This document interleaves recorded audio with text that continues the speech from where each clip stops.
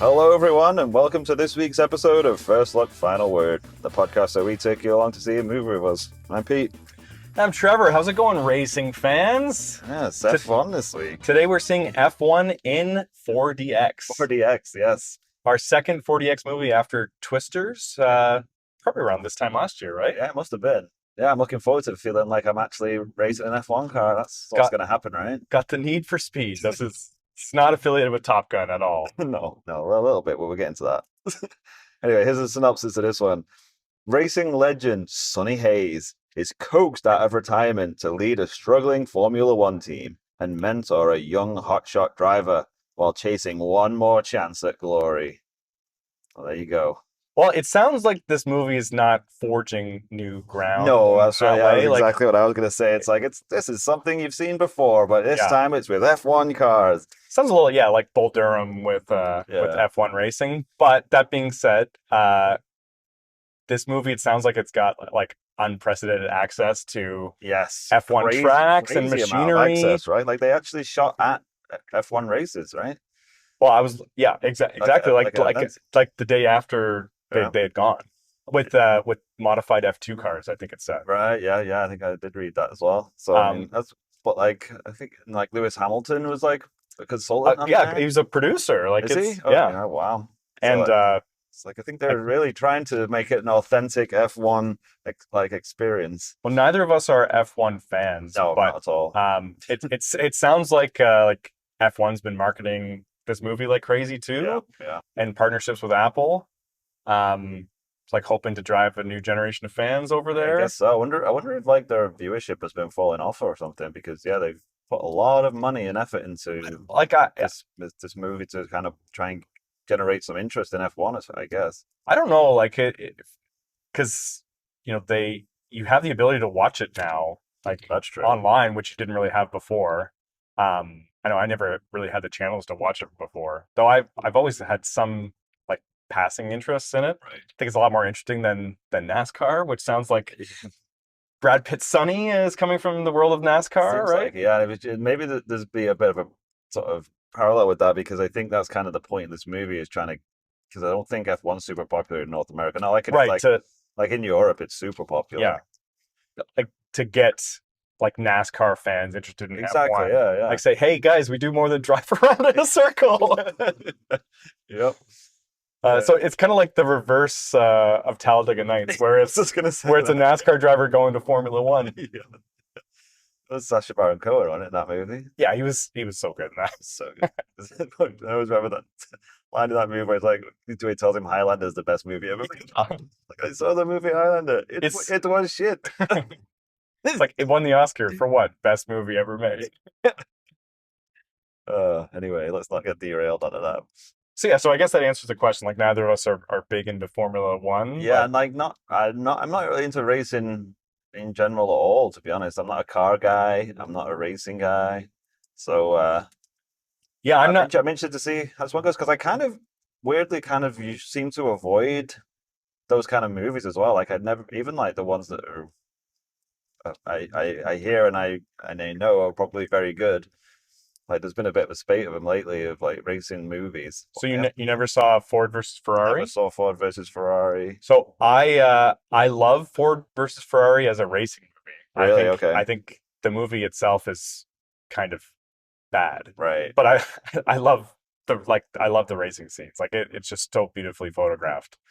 I don't know what it is. I think it's just because I don't have any interest in real life racing. I just don't have to decide to watch the cinematic version of it. Well, I don't really have an interest in real life racing besides like, I'll occasionally watch it if I see that it's on. Right. Like if the bar I'm in has racing in it, I'll have a lot of interest in it. Yeah. But I really like racing movies because I feel like it's very cinematic sport. Yeah, that's true, I suppose. Like I loved Rush. Yeah, I didn't see that either. It's very good. Yeah, and like that's overall good movie. And I don't know, for this one, I'm just excited. Like obviously coming out of Top Gun Maverick, I'm excited for that kind of visceral experience again. Yes, because the same director, right? Same, yeah. Kosinski? Joseph Kosinski. Kosinski, not Krasinski. But I don't believe Tom Cruise is not a producer on this I film, don't think right? so. I was thinking that as well because it seemed like I was like, it is just like a Days of Thunder sequel? No, it is Brockheimer produced though with Brad Pitt, right? Because it seemed like the perfect role for Tom Cruise. Well, but he's got enough going on, man. But it like from what I gathered, like this was Brad Pitt's production company. Okay. And it's their project. So I think that they had come in with like they had already had a deal with F1 in place. Okay, gotcha. To get access, and obviously starring Brad Pitt, and then that's what Apple bought for like 100. They bought the rights to the movie for 150 million, and then that's not including what the budget is, which is reported around 200 million. That's insane. Thereabouts. So it's like obviously this movie's working with F1 as its IP, but this isn't. It's not really an original.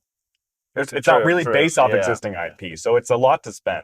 It definitely is. But it's kind of like it's a loss leader for both Formula One and for Apple to like drive people to the platform. I don't think they're too bothered about seeing a profit on it. Well, and honestly, like I'm all for this. Like if Apple wants to like make some really expensive money on making some shit, like they charge people like $2,000 for an iPhone. Like, yeah, you can spend $500 million on making a really good movie every now and then that no one would make otherwise. Fair enough. Can't argue with that. They've got the money for it. They definitely have.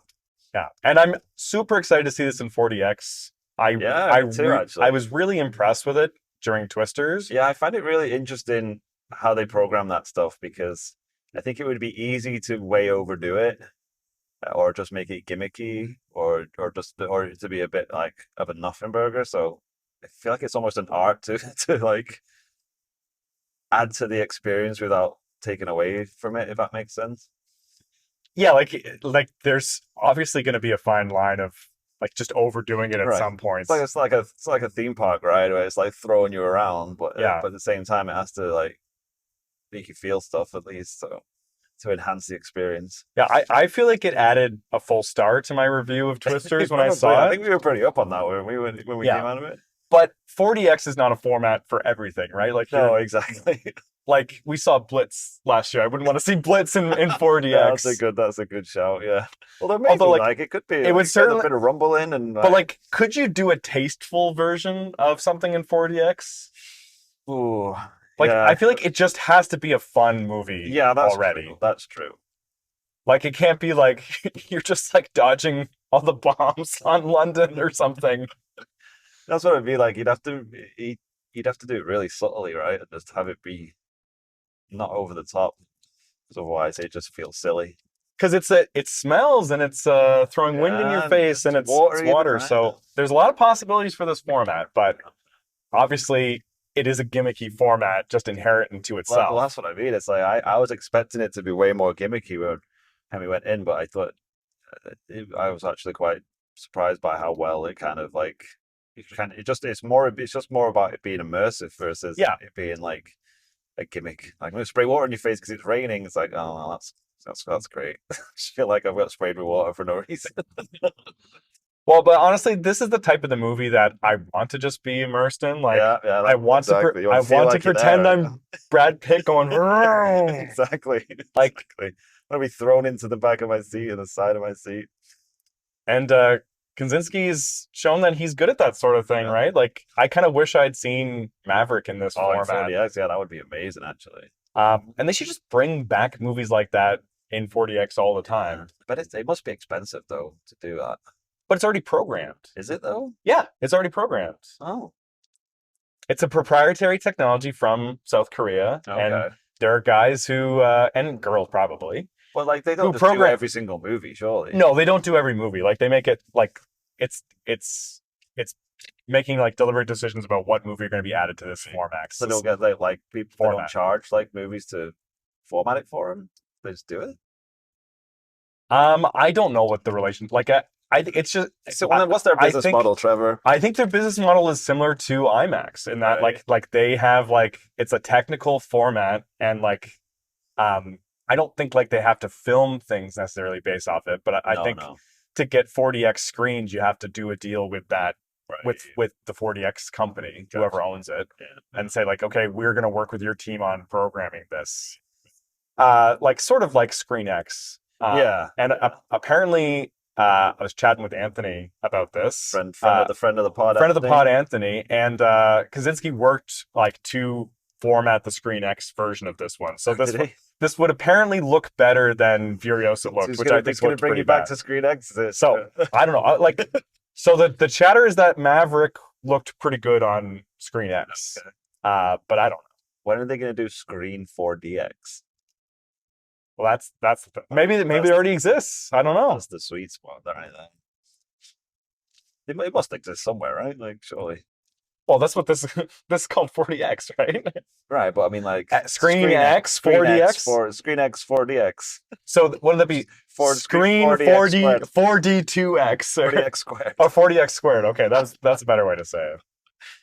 Whatever. Figure the marketing people can figure that one out, but they must have a combination. I don't know. I think that's good already. Like, it's a bit of a mouthful, surely. Yeah.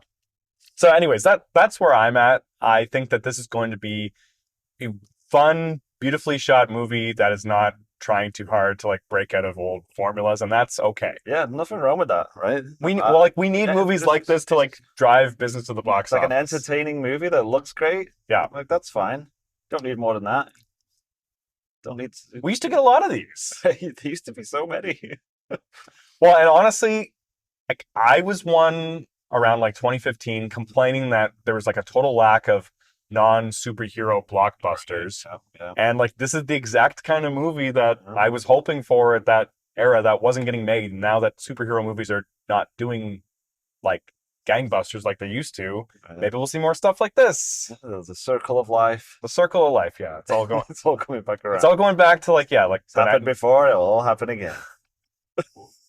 Like 80s were a pretty good time for movies like this, right? So if we're going more back in that direction, then I'm all for it. And I'm all for seeing Brad Pitt doing like leading man action stuff. What's he done lately? I feel like I've not seen Brad Pitt in a leading role for a while. Yeah, let me think. Like I can't think of what he did last. Once Upon a Time in America, obviously. Yeah. In 2019, he got his Oscar. Exactly, but like, and then like leading man stuff since then. There's got to be something we're just that's what I mean. I feel like I'm just brain farting on it, but I'm always happy to see a bit of Brad Pitt. So you're a fan? Yeah, I think he's pretty good. I think so, right? He usually has. He's one of those guys I think that's good at picking movies. Yeah, I think so. He usually picks a good movie to be in. Once he figured out like how to like distance himself from pretty boy Brad Pitt. Exactly, in the 90s. Which wasn't a small task at all, because he was very much pitching all the time. So what's your favorite Pitt performance? Yeah. And we're not going to talk about him as a person, by the way, which is very problematic, but his publicist has done I feel like we say that every week at this point. Well, it's they do add up. His publicist did a very good job of keeping stuff out of the news for the most part. Yeah. But yeah, he's got a complicated past and like is probably a total asshole. But yeah, I do like him as a movie star. I'm just at the point in my life now where I just assume that everybody famous at least is just a bit of an asshole. Really, is Javier Bardem? Probably. I've not heard it. I'd be pretty upset. I haven't heard it. But that's what I mean. I haven't even the ones I haven't heard about that I like. I'm just like, I'm going to assume they're also, so when it comes out, I won't be so disappointed. Pedro Pascal seems pretty clean. He does. And I like him a lot. I like him a lot too. It does hurt when it's someone that like you feel like you get them. Yeah. And then it turns out that I just bought their public persona. That's the thing, right? It's like you think you know them and you're like, oh yeah, I know them because I've seen them in everything and I know their persona and I like that character they played. And then it's like, but you actually don't know them at all. And no, like a lot of people are just dickheads. So the chances that he's a bit of a dickhead is pretty high, to be honest. And then like fame makes you a weird dickhead. Exactly. But anyways, I was gonna say like I love Pitt and 12 Monkeys. Like that's my favorite performance. Show. Yeah. I was gonna say 7. It's pretty good too. Yeah. He's playing like a little dipshit who doesn't really know what he's doing. Exactly. But I don't know if that was just because that movie's so great. I don't know if it's necessarily his greatest performance. 12 Well, it's Monkeys, funny. 12 Monkeys You is could a great show. you could say his performance is like the third best in the movie too. Yeah, which is not the worst thing ever. Yeah, even like Gwyneth Paltrow's great in that too. Yeah, Like it's just fair. That's fair. It's good movie. And I don't have to heap praise on Kevin Spacey on there, but he's also like, good in the movie. Let's list all these great people. We got Gwyneth Paltrow, we got Kevin Spacey. It's like, oh, there's no problematic people there at all. Anyway, so maybe we should pin the F1 talk. Yeah, so we're safe to say we're both pretty looking forward to seeing this one. It's always good to go 40X as well. We're taking a bit of a different jaunt than our usual trip today. Yeah. Well, and plenty of F1 talk later on in the episode. Right now, we're going to move on to our Project Superman. Yes, let's get into Superman. I think this is their 9th entry, Pete? Wow. Ninth or 10th. It's been a long, strange journey. Yeah, and I'm not sick of Superman yet. No, I'm actually I'm more into Superman now than I've ever been in my life. It's funny how that happens. Isn't it? Starting to read more of the books. Yeah, I'm reading in comics, which I've never not really done before. It's got a new graphic novel for my birthday that I'm going to read. Yeah, maybe someone sent your wife a recommendation along that. I did hear that. Someone did that. Yes, maybe someone wants to borrow it when I'm done. That'd be pretty diabolical. You evil genius. But no, I'm really loving Superman, and I feel like this project has helped me kind of get the character a bit more. Whereas I still liked the character before and liked a lot of these movies, but I think like a lot of people, you think of Superman as just being too wholesome, and too goody-goody, and like he's just too overpowered or whatever. But yeah, he gets that rep right, because I think it is difficult to do the character well. I will say that. But I mean, it's definitely more nuanced and layered than I think. Yeah, because it is just like, oh yeah, it's just got every single superpower there is, and he's just a goody-goody Boy Scout, which he kind of is sometimes. But he kind of is, but then like, what's interesting is about that dynamic. About, what does that actually mean to try and do that just in the world? And then like, if you were strong enough that you could move an entire planet, what are some challenges that would come up for you? Exactly. So this week we're talking about Batman v Superman, Dawn of Justice. It's Dawn of Justice, right? Not the Dawn of Justice? No, it's just Dawn of Justice, I'm pretty sure. Okay. Wonder what the decision was for that. Yeah, because I always think sometimes it sounds like it's just some lady called Dawn. Like she's the bad guy. Batman v Superman, Dawn of Justice. They should have. That's a missed opportunity. Bring someone called Dawn in the third act and start giving out justice. So I had just seen this once before in theaters. You know what? I might have seen it more than that, but I think I might have only seen it once. I saw it with my girlfriend at the time, now wife. Okay, wow. And we both liked it. Like there were some plot points and problems with motivations that bothered us, which a lot of people have. But my general sentiment was that I felt like this movie got ragged on a little bit too hard and like was being judged too unfairly. Yeah, I definitely agree with that. But I also agree with a lot of the gripes that people have. So it's really hard. I feel even like kind of more nitpicky about this things while still saying like, I think if you pick some of Marvel's worst instances, like you can pick up like just as many complaints. Like the problem is that like this is a tent pole of the DCEU, right? And it has those kinds of problems. How I feel about a lot of these Snyder movies that he did for the DCEU is that I don't agree with how much they get shit on, but I think from my point of view, the reason why I not shit on them, but why I come down on them a bit more is because I feel like they were wasted opportunities. Like a lot of the stuff he did was so great and it could have been amazing, but like for a few decisions and a few different things or just a couple of weak story points or decisions, I'm just like, you kind of ruined the whole thing by just doing this when it could have been so great. Even like the casting decisions. Well, and that's stuff like that is amazing. I think it's great. I think that's a good place to start. Before we get into it, though, I did want to clarify. Did you watch? That's exactly what I want to say. Did you watch? I watched. Is it like the Ultimate Cut or something? I watched the theatrical version, so maybe that's on me for not watching the 3-hour cut. No, I mean that's fair. Which fixes. Like I think it's supposed to fix the motivation. Well, issues. I did watch the 3-hour version. Okay, and I hadn't seen it before. Okay. Well, this is good. And yes, it does help flesh some stuff out and give some characters more to do, but by no means does it fix everything that's wrong with the movie. It does give you more, but it's still like way underserved in certain areas. Yeah, because this movie was really instrumental into Snyder getting a Snyder cut. Yes, of Justice like League. that, like the his cut of this movie being so much warmer received was it was a big reason why they went back and put out that Snyder cut.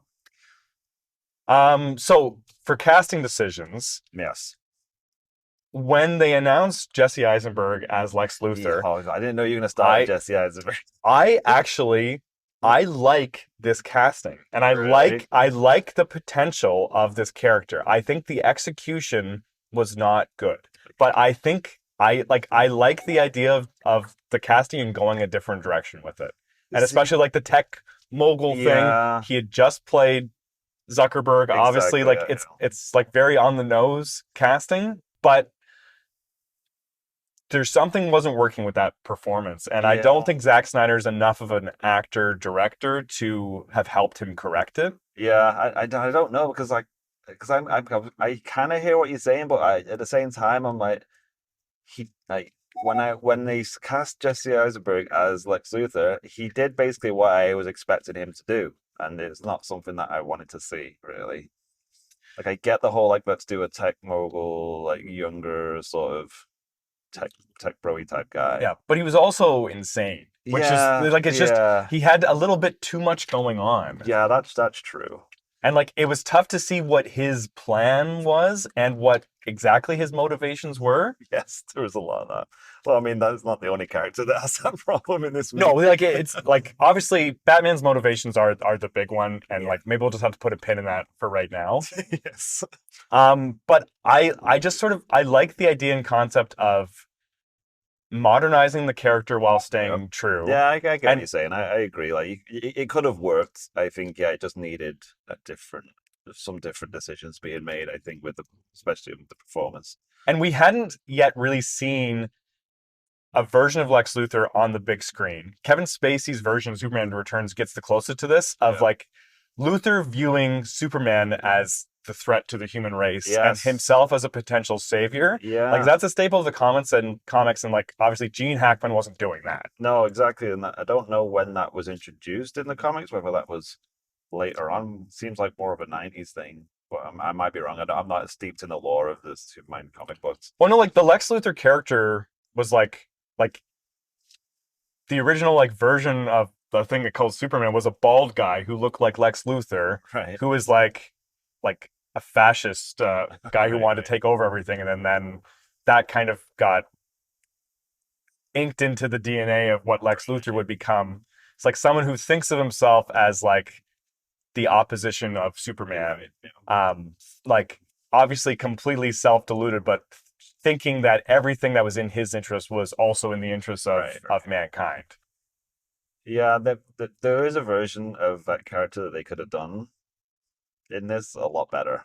No, absolutely. Well, it's actually like the tech CEO thing, I still think is perfect for Luthor because a lot of these tech CEOs like convince themselves that what they're doing are for the good of humanity, even though it makes them billionaires and it just elevates them above all the masses. I think it needed to be more of like a Bezos than a Zuckerberg. And not just because he's bald. Or like a Peter Thiel or right, yeah. Like that sort of thing, like a tech billionaire with a philosophy. Yeah, I think it's neat. Like Jesse Eisenberg is just like he tends to play like really neurotic. Like, he just like weirdos. He just sort of did that doesn't really work for Lex Luthor. He just sort of did his like default mode for like he has a few different modes for sure. Yeah. But he was doing his default mode, and I think he just the character needed to be better written for him. Well, he needed some pushback. Yeah, we're not shitting on Jesse Eisenberg or any of these actors. I think most of the faults just come from the way that they're written and the script. There's a lot of script problems. Yeah. But yeah, who else do we want to get into? Because I thought all the other casting really worked well for me, and when it was all announced, I remember being a bit like, I don't know about that. like Ben Affleck as Batman came out of left field for everyone, I think, and I don't think anyone was like super excited to see Ben Affleck's Batman. I know I was a bit concerned. Well, I was excited this is a more mature Ben Affleck who's aware that everyone was like sick of his shit in the early 2000s, and right. he had like become a very successful director in the interim period. It was a really interesting choice for him to do it, really. Like, I think because they wanted him to direct Superman, didn't they? At one point. Yes, they did, and Man like Steel? Obviously, like he was supposed to direct the Batman starring himself, and then that kept getting delayed, and then eventually Matt Reeves just took over the project, and then he said, I don't want Ben Affleck to be Batman in this. Yep. But yeah, his Batman is very much inspired by the Dark Knight Returns style Batman, which I've not read that comic, but I've seen it's amazing. I've seen the two animated movies that they made a part 1 and part 2. Yep. That was like 12 years ago or so. Yeah. So I'm very familiar with the story, and like obviously it has a very distinct version of Batman who wears like bulletproof vests and shoots people. Yeah, and I really love that, because I'm not one of these people that's like, oh, like this Batman's too violent and he's killing people and that's not Batman. Like, I get that argument and I can agree with it somewhat, but I don't mind seeing like, well, this is our version of Batman who's just like old and like. Yeah. Like, so I like just pissed off with the world, and like this is the way it is. I think I think you can't be precious with these sorts of things, and people who like grew up watching the Bale movies would say like, well, Batman has a strict moral code that he always sticks to, but like that's not the case. Like there's many different versions. Well, I mean, it's mostly of the character. It's mostly the case. Like it is mostly the case, but like his one rule. We do need to see different interpretations of the character. Like you can't do the same thing over and over again. That being said, I think every single version of Batman needs to be smart. And this Batman is a world's greatest idiot. Detective. He's so stupid, and he gets manipulated so easily. He has such blinders on. It does not make any sense what. They really tried to show, like when they re-showing the big destruction from Man of Steel from like Bruce Wayne's point of view, which I think that's one of the best parts of the movie for sure. And, him driving around. They really like trying to show that like he's actually fucking shit scared of this like, and then angry about it. Someone has to do something about this, which I get, but like I think other than that, they did an absolutely awful job of trying to show his motivation and explain his actions of what he actually does, because it's so stupid. Because he's basically like, he has the same philosophy that a lot of versions of Lex Luthor have, and that this person is basically a god, and we should not cede that power to a god and just like hope that he's benevolent for all time. Exactly right. Well, now, like he says at one point, if there's a 1% chance that he could go bad, then we have to kill him. This very specific line that everyone points to, which is very stupid. Like, I could totally buy Batman saying, if there's a 1% chance that Superman could turn at us, we have to have a contingency plan. That's the point. It's like Batman would always come up with a contingency plan to take down Superman if he had to. He wouldn't put that plan into action for no fucking reason. There's no reason for him to put that plan in action. This goes right back to my point with like, there's certain decisions that they made, and even just certain way the lines are written, that just kind of ruined the whole thing. Yeah. Just to your point, he could have said that a different way where it actually makes sense. Because that's Batman's deal. It's like, look, there's a 1% chance this guy could go bad, so I have to make a plan to deal with that in case it happens. Like, that's what Batman does. There's been Justice League storylines where like he comes up with contingency plans to take down every member of the Justice League. That's not Flashpoint or something. That wasn't Flashpoint. I can't remember the exact. No, you can have someone steals it. Like, he has a contingency plan to take down himself if he's taken down. Like, so like that's like he's a planner. An obvious fix for this script is he just is coming up with a plan to acquire kryptonite to take him down. Yeah. Superman, like Lex makes it seem like he makes Superman find out about it, but he makes it seem like Batman's trying to kill him, as opposed to just like coming up with that contingency plan. Yeah, the conflict stems from that misunderstanding. Yeah. But like, why does Batman try to take down Superman at this moment in time? What is it that he has to go down like right now? I don't know. There's no reason. He's just decided. And like things just like seem to work out. It's because he had a nightmare. Yeah. Although they do the extended sequence of that future dream he has in the extended cut is pretty cool. Well, like it's just a bit longer, but it's just like it's pretty cool to see. I find the Nightmare to be very interesting because it's like he just seems impotent in it, and that's what his big fear is. Exactly. It's like, that, like he's anything about it. And like he sort of like is getting like sexually assaulted by one of those bug men or whatever at the end. And it's like, okay, like this is very interesting character development or whatever. But like weird views about stuff like that. No, watch that scene again, dude. Like that's just like I didn't get that impression. Maybe the extended cut is does better edits around that. But it's like just like complete cowardice. Like it's just like a fucking dick metaphor in that thing. And like, but Batman's not stupid. Like, so that's one thing I will just like completely defend. He's supposed to be like one of the smartest people in the world. And he would not be and he just gets convinced that Superman's a good guy because of Martha. Like it's so easy. We should talk about the Martha. It's so easy to complain about it. Everyone's been waiting for us to talk about it. And that's the same thing. It is easy to complain about it, but at the same time, I understand what he was trying to do. I think with that whole thing, he's trying to Superman, like Batman sees Superman as a person for the first time versus just this alien menace. Yeah. And he's like, oh, he has a mother too, just like me, and he's worried about losing his mother. Like I lost mine, and I should be helping him. But the way it's done is so cat-handed. It's just like, your mom's Martha too? Like, let's be buds. And then he immediately just shifts his entire attitude about Superman. It's just done so badly. I think we're being manipulated here. And he goes from like, we have to kill Superman, there's no way around it, to like, actually, I'm going to be his best friend now. Yeah.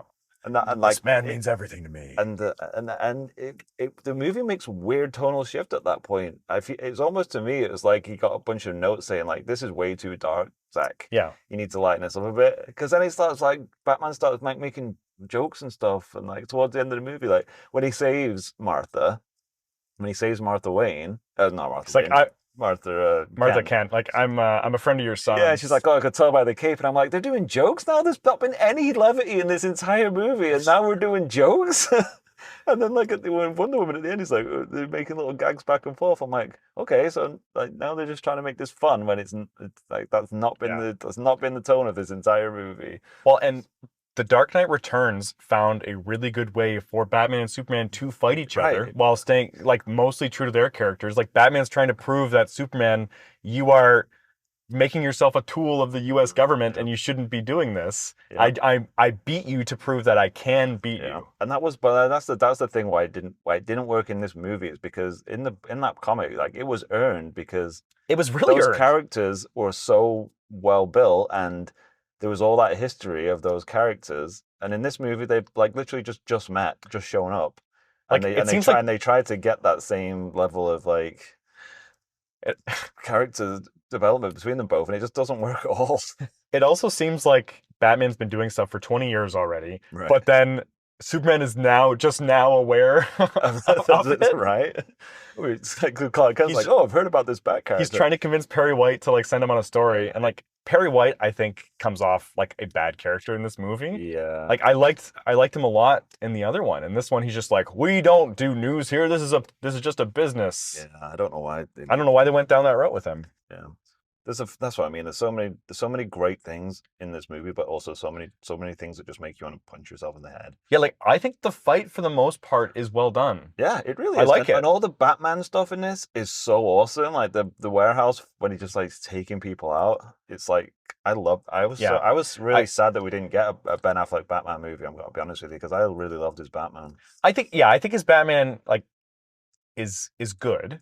I just like there needed to be a better script. Yeah, exactly. That's what I mean. I wanted to see a better movie with similar to what we said I think last week about Man of Steel. It's like I liked Cavill's Superman. I like Ben Affleck's Batman. Neither of them got a decent movie, really. I don't think. Well, I do think Man of Steel is decent. It's just it's not like I shouldn't have said decent. It's not as good of a movie for him to like hang his hat on. Like this isn't my ultimate take on Superman. I did like Cavill a lot more in this movie. Yeah, he was good. Yeah, and I think like. He for some reason realizes that it's all a trick, but he's unable to communicate that to Batman. Yeah. To be fair, like when he shows up and he's like, I need to go and speak to Batman because Lex Luthor's manipulating us and we have to work together. And his attempt to do that is so bad. He just kind of shows up and then he's like, oh, fuck it, I'm just going to fight him instead. It's like, really? Just going to swat this guy like a little bug. Like, he's like, hey, we have to talk. And then Batman's like, no, we're not talking. And like, set the bomb off on him or something.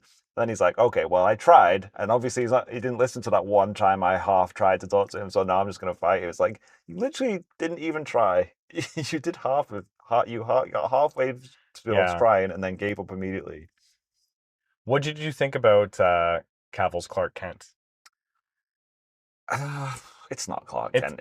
It's always just going to be the weak part of yeah. But it wasn't as bad as I thought it was going to. No, I mean, he definitely is playing He's playing Clark Kent, and it's like subtle, but it's not like it's not believable that no one would have put the two together. It's not mild-mannered Clark Kent. No, it's just I'm a gruff reporter. Yeah, who looks exactly like Superman. So it's not like I didn't believe that it was like a disguise that it was playing a part. It just seemed like he was just being himself. Yeah, it was pretty continuous except for glasses. He's like, I'm just going to be myself but wear glasses. There's no difference in character between Superman and Clark Kent, which when you really think about it, it doesn't necessarily need to be unless you're hanging around the same people a lot. Well, but like it's not like your mannerisms are just like Superman. It's like, how the fuck do you know you're hanging out with Superman all the time? I guess Lois is the only person who would really be in a position to put two and two together. She already knew anyway. She just knows, which is like I don't mind that part of it, but I feel like I'm always going to be grading Superman performances on a bit of a curve, in that like I'm looking for there to be some kind of differentiator between him and Clark Kent and him in Superman mode. That's the whole point. Yeah, and so like Cavill, like it was not a bad performance at all, and I really like him as Superman in this one. Yeah, I really do like. So I think he grew a lot as an actor in between the two movies. So I'm gonna give lots of props to him. I liked a lot of the fights.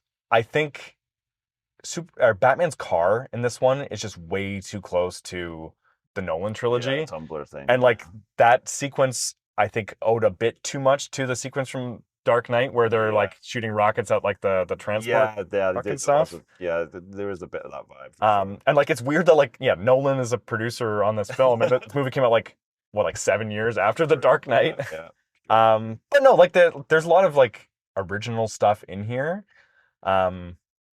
I guess we didn't talk about like the tie-ins to Justice League and stuff. Yeah, we didn't talk about Wonder Woman really at all. Like, what's your reports on Gal Gadot or whatever? I think it's Gal Gadot. Yeah, like I like her in this movie, and I like her in really Wonder Woman. Yeah, because that was another one I was talking earlier about. Like, I wasn't convinced by when the casting announcements came out.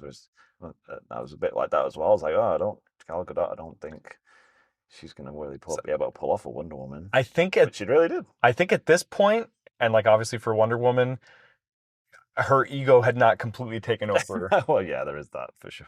Because like all recent Gal Gadot performances I've seen have been quite bad. Yeah, I would say. But I like her in this movie. Yeah, she was great in this. Like her in Wonder Woman. Wonder Woman was a great movie. Yeah, I loved that one. And then who else are we missing from the cast? Oh yeah, so like the Justice League stuff, I think them all finding it on that stuff on a hard drive.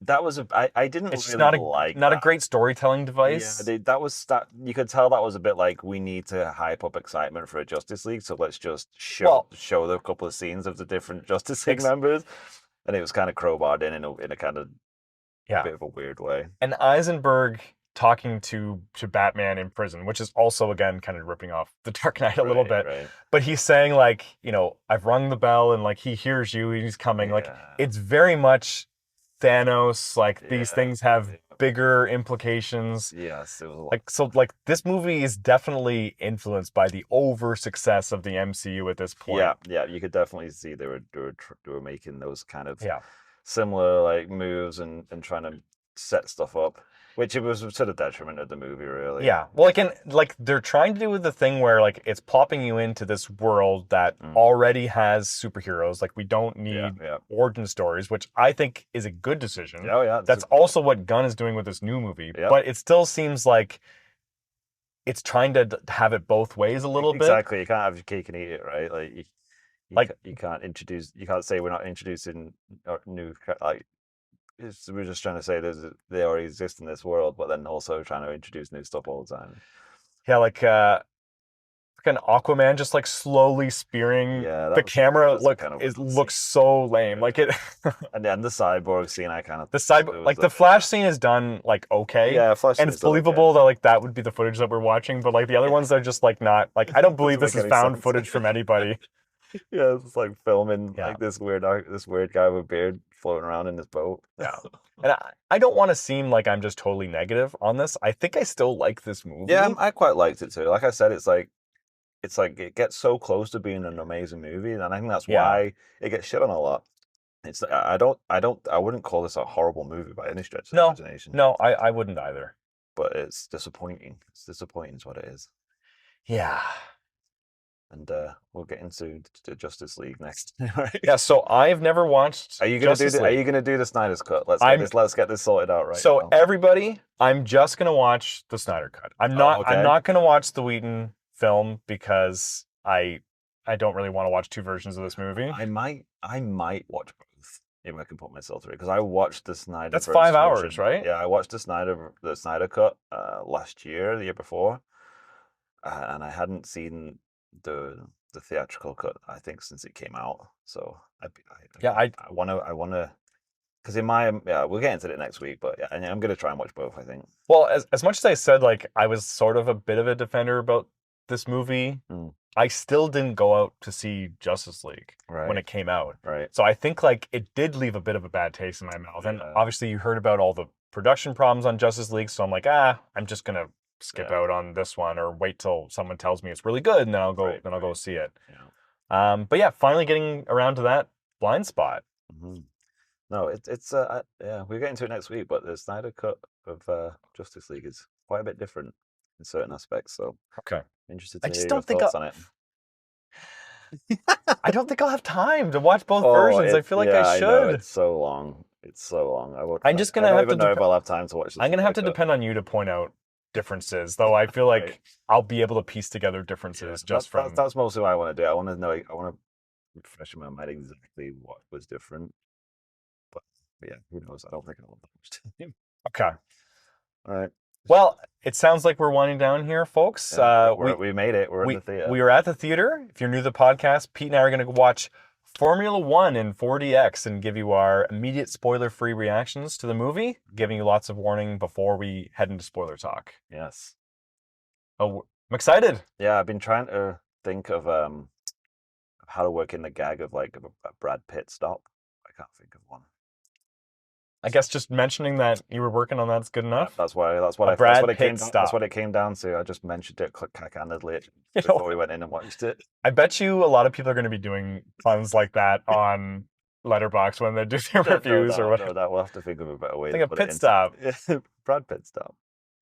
All right. Well, everyone, wish us luck. Ruined it. All right.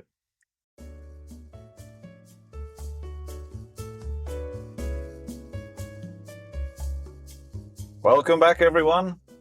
We're on the road. I feel like I say that every time. It's like my brain just we're always eager to get going. I say we're on the road. We're on our way back. Just watched F1. Yeah, I got really inspired by that movie, so I'm going very fast on the highway like a maniac. This transport truck is like not let me through, but I'll find a little gap here. You gotta get in his slipstream and just like slingshot around him. Just when we say that, like a huge thing of gravel hit the car. I don't know if you guys heard that on the mics, but yeah, a giant rock just pinged off the windshield. I don't see a crack though, so I think we're good. Yeah. I've already had to replace this windshield because of a rock. Really? Yeah. I got so many chips in mine, it's insane.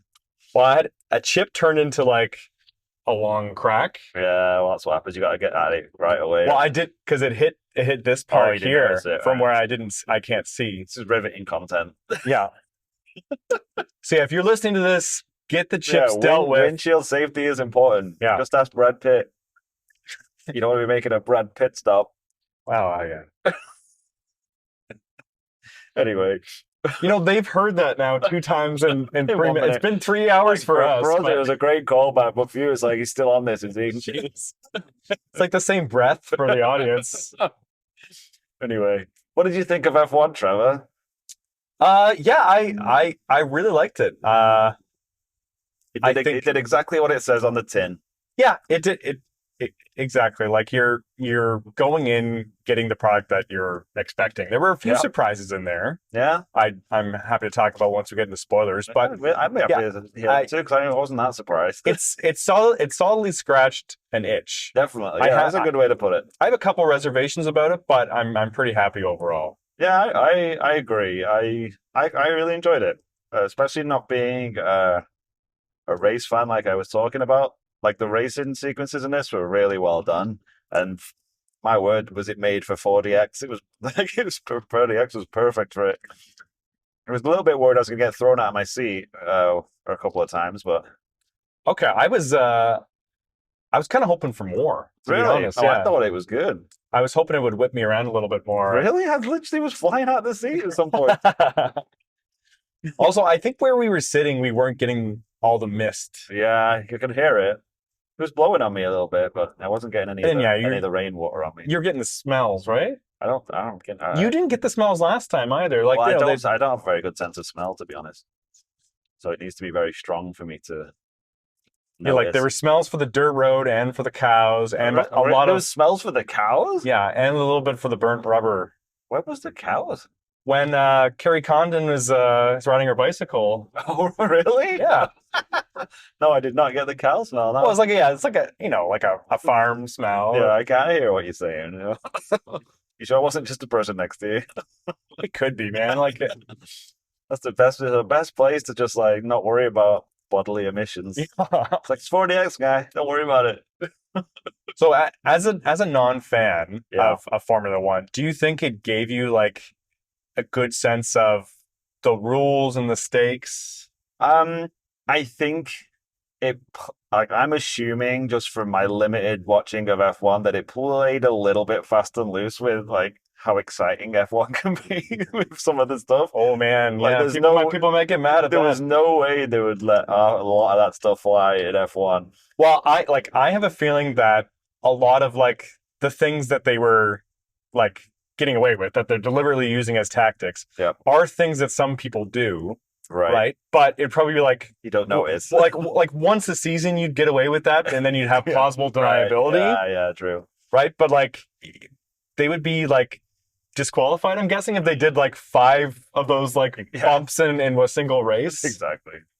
I know. I think because my thing isn't like it does a real good job of like distilling an F1 race into a couple of minutes, because that's what I found about watching F1 whenever I've tried. Is like there'll be like there'll be like 2 to 3 really great moves or maneuvers or like really great piece of driving, and then there'll be like 40 minutes of just driving. And it's like trying to jockey. Well, yeah, it's a lot of endurance and just like strategy playing out over 3 hours or however long the race is. So I think it did a great job of sort of showing that, but like it wasn't lost on me. Like where they do one thing and then it'd be like 50 laps later, it's like okay, should we do something else now? And it's like, yeah. It is tough to kind of get the sense of stakes in that way. Yeah. This movie did a better job than most of those racing ones to see like, this will cost you 10 seconds, this will cost you 10 seconds, and then to your point though, yeah, I think it did do a good job of like explain it like on 5, like we're doing this because in F1 you have to do this. And I feel like if you're a fan, you'd be a bit like, oh come on. The movie was picking good examples to show like how it could be a team sport as well. I feel like there's still a lot more that we'd be scratching to find like how teams work together that are just not cinematic in any way to portray. Yeah, there's a lot of like looking at monitors and testing like the air resistance of certain things. It's like can't really make that very exciting, even if you throw Brad Pitt.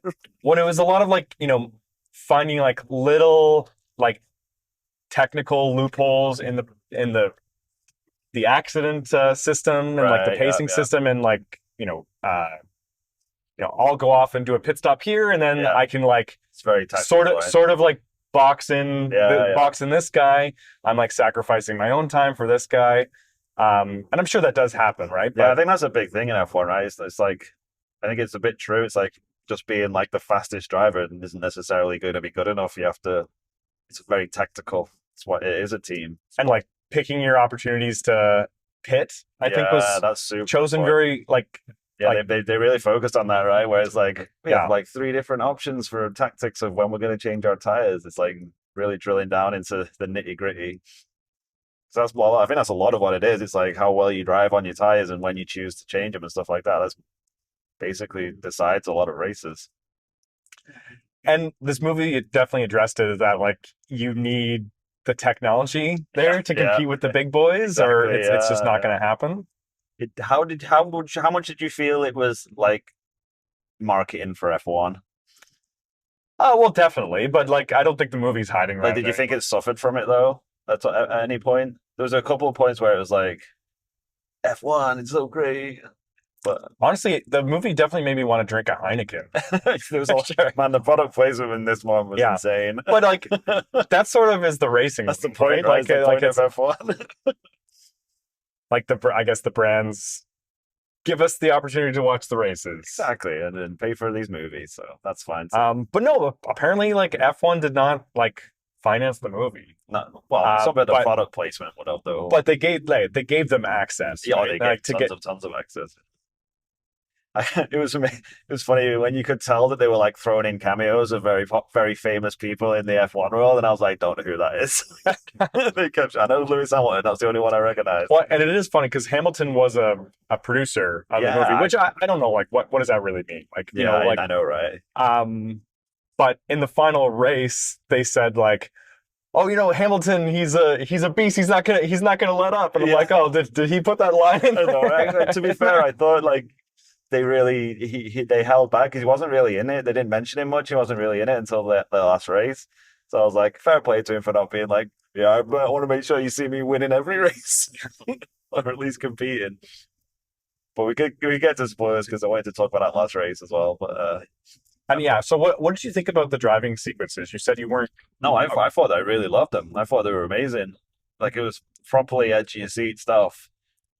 Like it makes a huge difference, right? Just like showing real cars and real tires and real rubber in the road. It's like big props to the movie for like having as little CGI as possible. Really, like because I mean it's racing. We've all seen racing. We've all seen movies with racing. I mean, I know I said that I don't watch a lot of them, but I've seen a lot of scenes of cars racing around. Yeah, and it's hard to make that new and exciting. But I think they do, especially when it's like cars racing against each other. It's like someone's going to win, someone's going to lose. But I thought they did a really good job.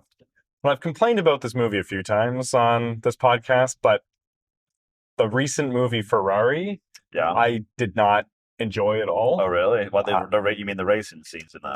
The racing sequences at times could be good, but they relied very heavily on CG. Okay, yeah.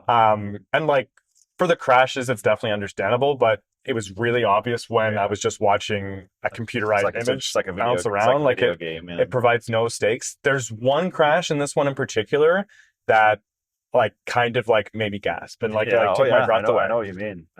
So like obviously they're not like putting anyone's life in danger there, but like it felt like they were. Yeah, I know exactly what you mean. It felt like someone was on fire at one point. Yeah, you can't fake that stuff, right? It's like practical effects is always going to just make you feel it more than your brain just knows when it's not real. It's kind of the point I'm trying to make. Yeah, it affects how you react to it. But no, yeah, I love the racing stuff on this, and I thought actually like I was pretty impressed with it overall, like the performances, the racing. Yeah, Pitt and Idris, I think the guy's name is. Has he done anything else? I didn't recognize him. No, I don't think. I think he might be a newcomer. But they were both doing great eye acting, and like Pitt, like Pitt in particular was like his eye acting was really good. Yeah, not quite on the same level as Tom Cruise in Maverick, but it's like in the conversation, like it was some pretty good. Like there's some real like sadness in his eyes when he had that helmet on. Yeah. There's definitely a few scenes where all you see is his eyes, and you know exactly the emotions that he's feeling, which is pretty impressive. It's really hard to do. Yeah, right. Like I'd know, but whatever. But you can see examples of it where like you're not really buying it. Yeah. Oh yeah. And trying to remember did you ever see the Sly Stallone Formula One racing movie? No, I didn't. It's like it has a lot of similarities to this movie. Yeah, like bringing an old timer back into like. Right. Well, I mean, it's a pretty tried and true trope. Yeah. No, for sure, and like this one also shares a lot in common with Maverick in that way. Yeah, definitely. Yeah. Yeah, what else can we talk about before going I to don't know. Yeah, I was spoilers trying to think here? of that. I mean, I really liked it. I would definitely recommend you guys go and see it, and if you can, go and see it on the biggest screen, 4DX if you can. I think it's definitely a great advertisement for why you should see movies on the big screen. Yeah. I know we harp on about that a lot, but this is a great example. This is a great example of that. This is an experience. Like watching it at home on Apple TV is not going to be as much fun. I can guarantee you. Unless you have like a 4D setup in your living room. That'd be sweet. That would be pretty sweet. I don't have the space for it. The space, don't mind the space. That's the only thing holding me back. Yeah, just had a little bit more space, and I definitely have more 4DX of theater in my house. Yeah, and Carrie Condon, I want to shout out too because I thought she was great. She was really good. Yeah. Obviously Javier Bardem's. I mean, he's always great. Always great. I felt like he didn't have a lot to do, but I think his character didn't have a lot to do. He was there to do a job, and he did it. Well, there's a few elements of this movie that didn't quite work for me, and that's kind of scratches what I was going to talk about. Okay, well, why don't we get into it then? So, I mean, my point of view was it was great. Didn't really do anything that I wasn't expecting it to do, but not in a bad way. Yeah, and it's a must see in theaters. Definitely. Okay, let's do it. Let's get into spoilers then. So, Pete and I are going to jump into spoilers. I would like to ask you to follow. I would like to ask the podcast. Yeah, if you're a new listener, give us a like and a follow. Here you go. Okay. So into spoilers. Okay. What are these things that you have issues with, Trevor? Well, so I have like tiny issues, and then like some big. Let's pick some big kudos to give to the movie in certain parts. Let's do it. I think that I wasn't entirely satisfied with the dynamic between Sonny and JP. I feel like their come together moment was not satisfying. Yeah, well, my biggest gripe with the movie, I think, is the ending of this movie, and not because it was like, oh, it's obvious, because I was expecting it to end that way, but I just felt, to your point, I think a lot of the things. Like, I could tell they were expecting me or trying to make me feel a certain way about certain things, and I just kind of didn't. And that was one of them. Like their reconciliation, like now we're best mates. I was a bit like, didn't feel as earned as it maybe should have been. Yeah, like clearly it's wanting us to get to the point where, JP, like Joshua's his name in the movie, right? Like right, he didn't like being called JP. No, yeah. Where he realizes that, this guy has a lot of experience to draw from, and he's actually someone I can trust. Yeah. That he's got my back. And he has some wisdom to distill. And I guess that's true. Yeah. But I don't know, I didn't feel it. I didn't feel like there's a moment where he's like, you know what? I'm his teammate, he's my teammate. I win, he wins. Yeah. He wins, I win. Yeah, like they seem to make a big point of him like coming to the realization that if he'd listened to him, he wouldn't have crashed and he would have won. Yeah, but we knew that, right? But we knew that, and I feel like everybody knew that because there was a scene where it was like a press conference, and they were actually saying that. They were like, "We know that he's only," but and then the report was like, "But he was still dangerous." Like all the conversations can be heard, right? Basically, right, they've already all that's been 20 minutes ago. We already went through all this, and now you're just having this realization. That doesn't make a lot of sense. Yeah, like that whole part could have been a little bit cleaner, but that obviously that was the crash I was talking about, where that was a great scene. Great use of sound. Yeah, the audio when it just all cuts out, and you're just like, oh shit. People actually like, oh shit. I thought that he had died. Right. In the movie, not in real life. I thought the actor was dead. I thought he said, you know what? Just kill me for the movie. I'm happy with that. It's going to be worth it. Yeah, there was a few instances I thought where they could have made, I want to say braver decisions, but maybe just more, a bit more of a wild swing, sort of, story-wise. Like killing them off there would have been an interesting wrinkle. Yeah, and so, Joshua learns to be a part of a team. Right. And to trust that he doesn't know everything and he can still grow and be happy for other people. Right. And his branding is not the most important thing. Yeah, like he has to discover why he likes that. He matures. He matures. But they said at the start, he's immature. He needs to grow up. And He told us that with words. Yeah. Brad Pitt's character, he does like sort of learn that like he can't just be like. Yeah, I feel like he didn't. He didn't have much of an arc though, because at the end he's just basically the same as he was in the beginning. He sort of settles down a little bit. Does he? Well, no, he sort of settles down. Like they're still jockeying for position, right? And then he lets him take the lead there, right? So that's growth for him, right? But I don't know. It wasn't enough growth, and maybe he's old enough that he can't grow all the way, and that's the point. True enough. What kind of really impressed me about the movie and Pitt's performance is like he obviously has this underlying sadness about the death of his father, right? And they don't address it head on. No, well, they don't really address it at all. Well, I was kind of, because you kept seeing like the picture and like the cards are obviously thing with the card. The cards are obviously like his dad's cards, and we're just waiting for it. They hear at one point that they both had a dad who died at 13. Yeah. Then after the race, he just feels like this overwhelming sadness, and we don't exactly know like why he's feeling sad there, but I'm guessing like it's related to the death of his dad. He never got over it. The chase he's seeking in racing or in gambling is like sort of all related to that. He's just kind of not fixable. Yeah. Right. And I like that the movie ends in that area. Right. But I kind of wish that Brad Pitt didn't win the race. Yeah, well, that's what I mean. Like, it kind of was like, hey, he won the race. Yeah. I mean, he had to, though, right? I mean, because it kept showing his vision blurring. That's what I wanted to get into. They made a really big, excuse me, they made a really big point at the end there to be like, oh, he's actually in really rough shape, and like he actually always has been. Yeah, and he actually then they mentioned like, oh, he could have like blurred vision and stuff, which like he hadn't had before, and then suddenly he starts having again after that accident, which okay, that's fine. But they like played it up like that was going to be so important.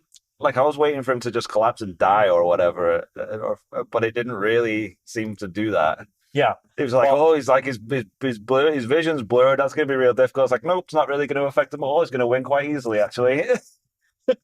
And so, like, where I thought the movie was going to go was that he would come to the realization that I'm actually not equipped to drive this car. I'm putting everyone's life in danger by being here. Yeah. So, like, the mature decision is for me to pull myself out. Mm-hmm. Like, we have this 10 minutes on the clock. We need to switch out the drivers. Like, I cannot finish this race. I don't know if you can do that in Formula One, like switch out the drivers. I had expected it to do, and this would have been like a very obvious thing to do, but like, he's like admits that he's like, okay, maybe it's not safe for me to drive, and he takes the role as like the pit leader. That's what I thought was going to happen. And he'll talk him through, explain how to win. But we've all seen that a million times.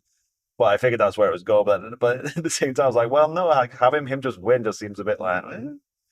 Seems like just wish fulfillment. It's like Brad Pitt wish fulfillment. It's like I'm gonna win a fun race. It is sort of still the same Top Gun Maverick thing in that, like, no, you know what? I can do this forever, and I will do this forever. You can't stop me. I'm just gonna win every single different race in the world. Kosinski like did sort of make the same movie twice in a way. Fair.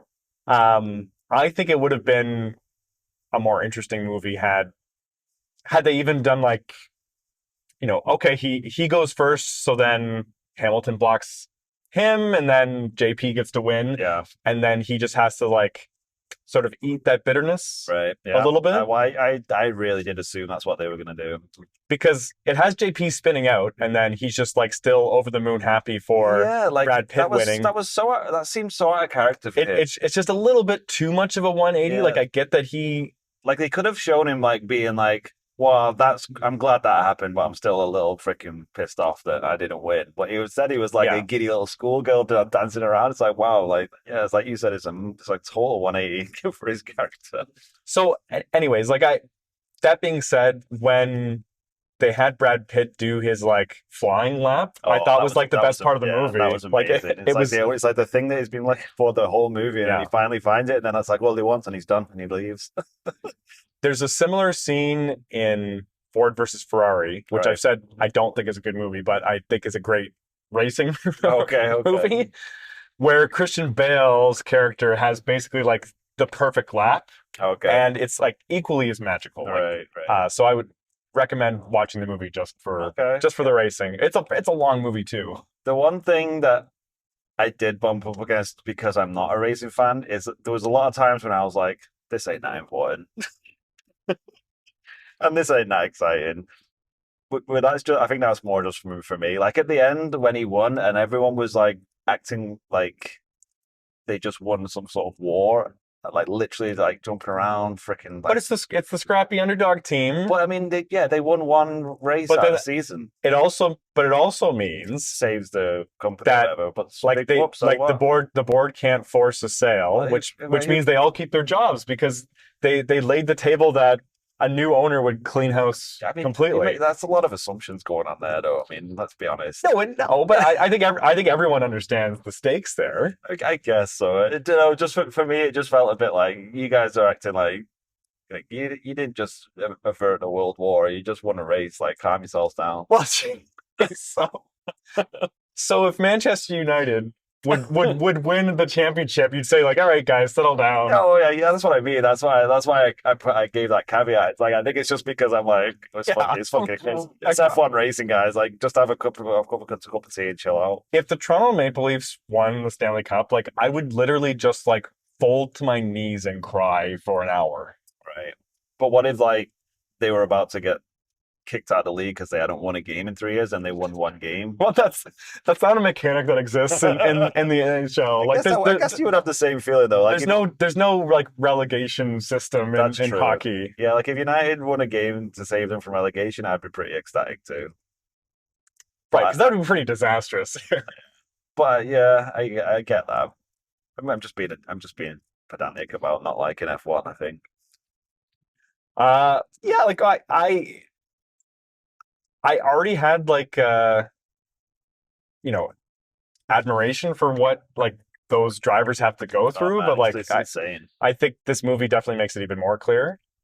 Oh yeah, it's insane what those guys do. It's like you have to be superhuman to do that kind of thing. Well, and that's why like I wonder if like you are an F1 driver and you're watching this and you see Brad Pitt in the condition that he's in winning a race, you'd be like, that's fucking bullshit. Yeah, like first of all, like this guy is risking the lives of every single person on this track. And like second, like there's literally no way that he could do that final lap in the shape that he was in. Yeah, and that's the thing. I understand where it's like, well, I mean, in history, like there has been guys in their 50s who have won races, and it's like, yeah, but they were probably look them up on Wikipedia. Yeah, they were probably in like tip-top physical condition. Like Brad Pitt looks like he's just like just being held together. He's just like he's like all scarred up and like pins in his vertebrae, and he's like, yeah, like let's be real, guys. Legally blind. Yeah, it is a movie, though. I mean, we gotta give it some leeway, I suppose. But, yeah.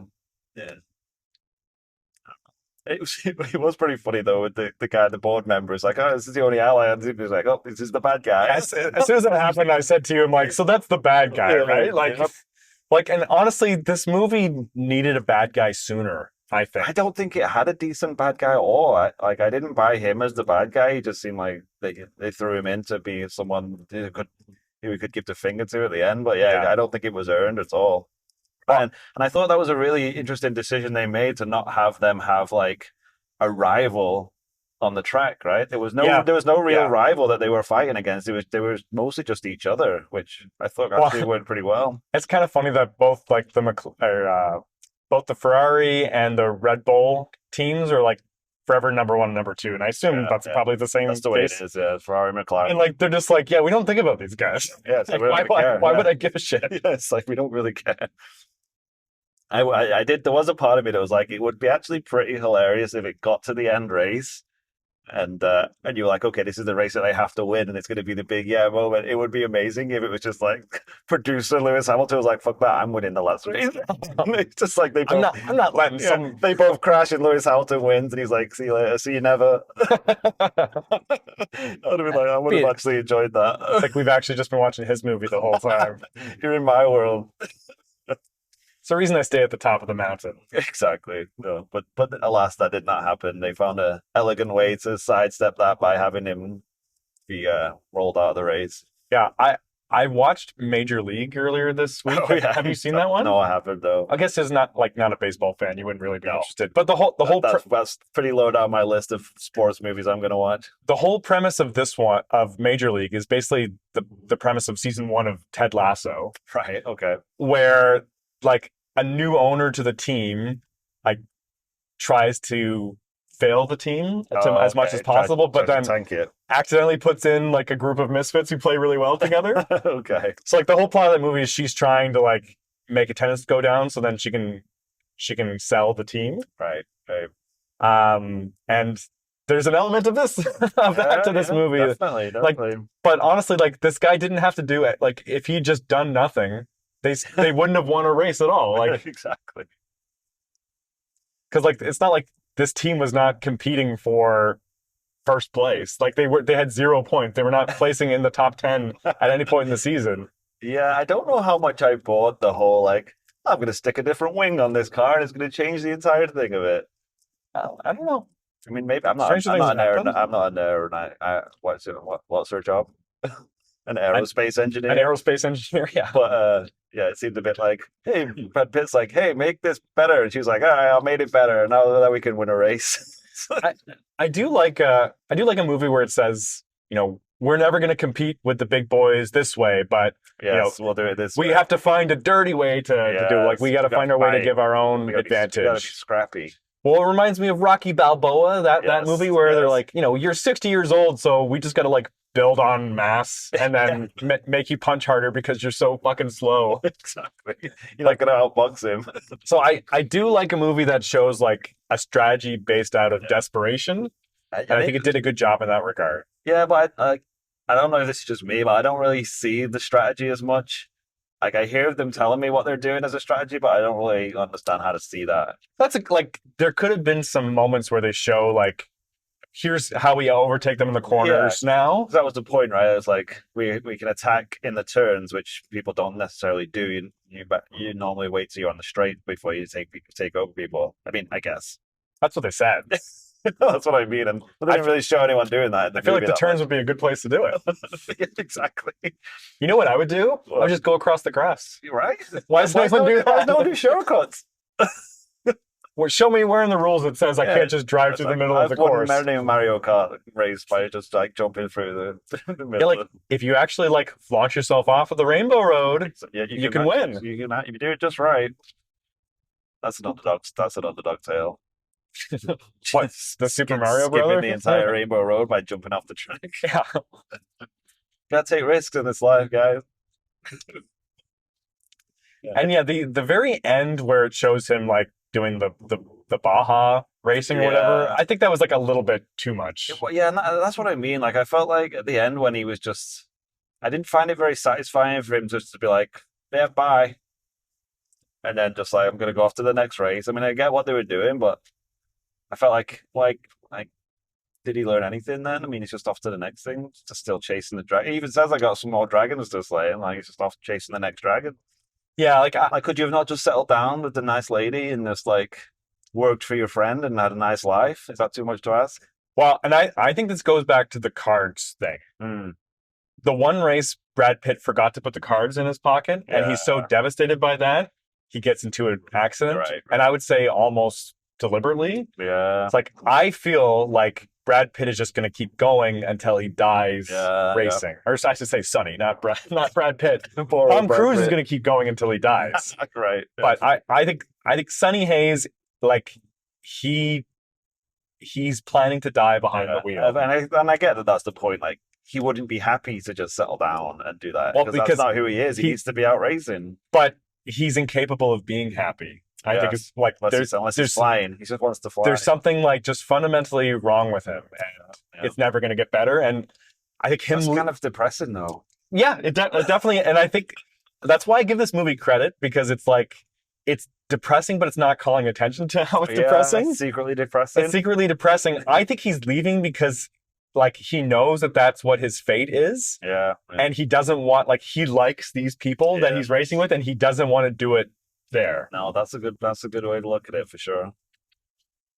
I get, and I've said before, I'm a big fan of David Cronenberg's Crash, which is influencing my read of this movie a little bit. Because yeah, he has, like, the flying things that he's chasing is also like the death impulse. Like he's chasing death a little bit, and he likes riding that line. Okay. And he wants to die behind the wheel, and he's gonna do it in like sand racing in Mexico. Yeah, I'll find one of these days. I'll find something that kills me. Yeah, because he should be doing pretty well. He seems to win a lot of races, but I guess they do. Like, they never really showed you his gambling problem. They were just like, he lost a lot of money because he gambles a lot. So that's why he has no money. It's like, all right, fair enough. I feel like that happened in another movie recently. What was the other movie we were talking about where it's like, oh, he gambles all his money away, but they never showed you him gambling? Yeah, that was something recent. Yeah, I can't remember what it was, though. I can't remember what it was either. We watched too many movies, Trevor. That is definitely true. Well, it wasn't Uncut Gems. I haven't seen that, actually. Oh, like that? If you want to just have anxiety for 2 hours. That's why I've never watched it, because I know that it's just like non-stop anxiety, and I'm like, I don't know if I need that in my life. Like, I like to just sit and enjoy a movie. I don't need to be stressed. It's a very stressful watch, but it's pretty good. Yeah, I've heard it's very good, but yeah, I need to be in that right mindset. I don't think I'm ever going to be in that mindset to be like, I'm really looking for a stressful couple of hours. Life's stressful enough, man. So our friend Anthony is also seeing this movie today at different theater. He's going to submit an audio clip for us to kind of give his perspective on the movie, and as an F1 fan, 'cause he's a big fan. Yeah, so let's hear from Anthony right now. Hey guys, so having just gotten out of F1 in IMAX, I have to say, I was blown away. They do take a little bit of liberty with saying that every frame of the movie is presented in the exclusive aspect ratio, because for whatever reason, the main character seems to dream in scope. It's only for about the first minute or so, but after that, every other shot of the movie, every other second, including the time when the dream is repeated, are all in the full 1.90 to 1 expanded aspect ratio. And I have to say, it looked great. There was nothing wrong about the framing. It seems like it was done very well with that bigger screen sort of in mind. And from my understanding, looking at a couple different reviews online, from people that have seen it both in the regular version as well as in the IMAX version, there's actually some stuff that you see in the IMAX version that you wouldn't in other framings. Certain shots that something kind of gets just a little bit cut off at the top, or it isn't quite brought into focus correctly, I guess you could say. So the IMAX version, definitely, if anybody gets the chance to see it, is the way to go, in my opinion. As far as the sound mix, it was spectacular. There was a lot of good use of the overhead speakers in IMAX, so you could hear definitely like the roar of the crowd, and as the announcers, it sounded like they were above you and kind of echoing, so it was good. And it both the picture and the sound did not let up at all. For the one person in my group of people that was watching the movie with me, for one person who was new to IMAX, their last experience with IMAX was many years ago in a documentary setting, probably at Ontario Place on film, he was absolutely blown away. And he said he couldn't believe both the clarity of the picture as well as just how loud it actually was. And for a nearly full theater at the screen that I went to, it was it was good. And the panning shots, as well as many of the other sort of like action-oriented set pieces, they looked great, because you really got a sense of speed with it in there. And I think having the little bit of extra height really let them kind of fit in a bit more of the detail. It's a racing movie, so obviously part of it is going to be watching the character, sort of like what they're doing with the steering wheel as they're moving that back and forth, and you got enough to see sort of the shot framed by, on the front of a Formula One car, they call it the halo. It's sort of like a hoop that is just above the driver's head on the front. So the top of the shot had that framed right above it from the in-car driver perspective. And the bottom part, you just got a little bit of the edge of the car and the top of the steering wheel. So you could see what they were doing as you were driving, sort of riding along with them as they were driving. And it's just great. The one thing I would probably say is a little bit weak, and this is just a bit of a criticism for possibly a bit of the framing, was I do feel there's some scenes, just as they're kind of setting up the racetracks and such, that could have probably benefited from just having sort of like the wide look to it in scope. But the bigger picture overall definitely just made everything else a whole lot better. So I'm curious to hear how it went for you guys in 4DX. I saw a clip of an interview with Joe Kosinski, the director, and when he was previewing the movie at the 4DX studios and test theater, there are apparently some spots where he told them to turn up the movement and turn up the action. So hopefully it was exciting. Back to you guys. Great points, Anthony. Really great insight there from a true F1 fan. Yeah, I don't know if the advice of like he should have driven backwards in that final lap really makes sense, but he's the fan, so yeah, I guess so. He would know best. Yeah, can you win going backwards? Probably not. Sure, I think you build the cars to go forward. I don't even know if they even have a reverse gear, do they? I think they would. I don't think they do. Why wouldn't they have a reverse gear? Well, why would they put one in there? Because but what if you're like you spin out and you're right in front of a wall? Like, what do you do then? You just get out. You're done. You think they have to be able to reverse? No, they don't. Why do they have to be able to reverse? They'd never go backwards. Okay, we're gonna look this up. You don't need to do a 3-point turn out of the garage. A 3-point turn. My blinker's on. No, I'm pretty sure they don't have reverse gears because they're engineered for speed, man. They don't need extra gears on there. I say extra gears like I know anything about mechanics. Yeah, like I kind of wish I saw like some of those controls a bit, because it seemed like there were like different modes and stuff. And she's like, one point like he's gonna run out of the battery. There was one point where like he put it in qualifying mode and it made him go faster or something. I was like, what the heck is that? Like, I'm sure it's a thing, but I'm just like, I'm so confused. Like, why don't you just make a better battery that lasts the whole time then? It's too much weight, Trevor. Yeah. It's too much weight. I guess so, probably. So you not hear him say it's like quarter second. You got like milliseconds. You got to pull on milliseconds back every lap. That's how you win. I watched the documentary about Senna, like the Brazil. Oh, I really want to watch that. Driver. They got name dropped in this a few times. Yeah, like the best ever, and like a big part of his like career arc, there was like a new technology introduced at the time that like it like automatically stabilized the axles when you're going over curbs and stuff. Oh, right. And like the cars that had that just like basically automatically won the race. Yeah. And then the league like banned it from. Oh, really? And I don't know what kind of technology exists then, but like that just got me thinking about like all the new tech that they try in this one, like, and how often like do you have to like skirt the lines and then they change the rules about like what are like the technical aspects of the car. I think they do that a lot, right? Because I think it does happen, right? It's just like you have to make it too perfect, so you have to sort of like you have to have some kind of parity, right? Yeah, put the kibosh on that. You can't just have it being that great. Yeah, so like everyone kind of works with the same like prescriptive rules of what the car can be, and then the best teams find the way to like maximize efficiencies within those. I think that's really what it is. I think that's why it's so granular. It's like, well, if we move this flap like a millimeter this way based off of the red temperature, and like you need whoever has the best like mechanic boffins is gonna win. Yeah. And how often is that the case? Like, it seems like the same teams win all the time. Well, that's what I mean. Like, well, there is a bit of like they are also the ones that get the best drivers, right? The biggest populous teams can pay the best money and all that kind of stuff. It's the same in every sport. So it's like, what comes first? Is it like the machinery that's the best, or is it because they're the biggest, they get the best drivers? Well, it's a bit of both, and definitely a combination of both. Like you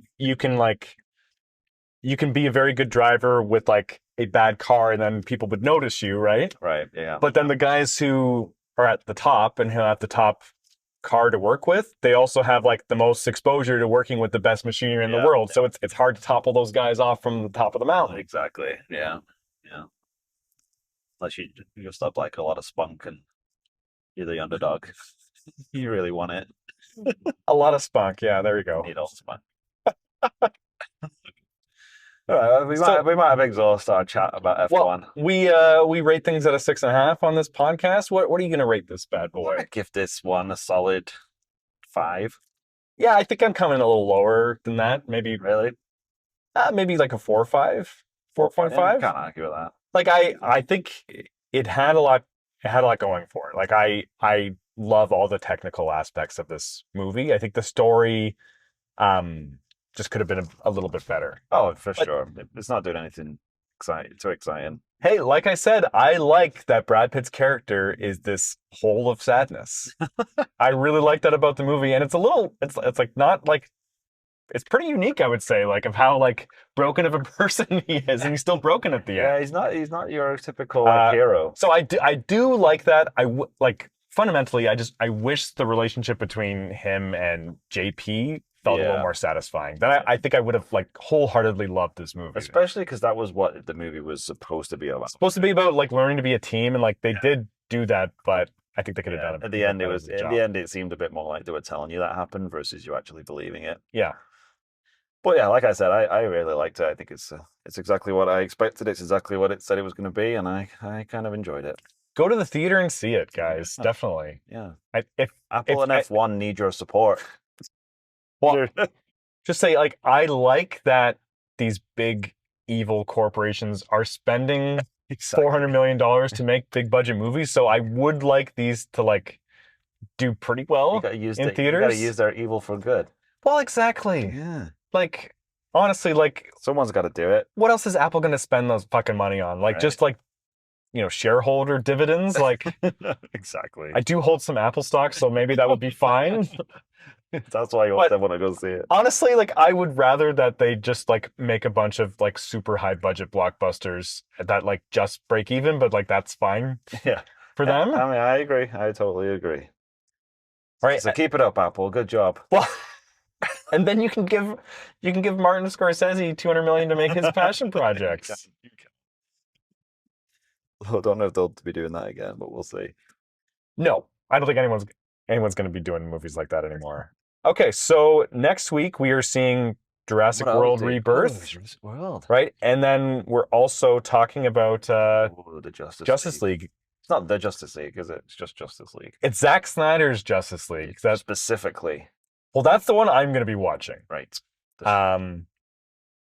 Looking to you to tell me what the differences are. I'm talking a big talk. I'm going to rock up next week and not even see either cut. Like, I watched a 10-minute YouTube recap. Actually, my wife was just saying how she really appreciated your recap of 28 weeks later. There you go, Steve. It's pretty good. We should start doing that. We should clip that out and put it on YouTube. There you go. It's already a watered down version of someone else's recap. My cat-handed description of some of a YouTube video.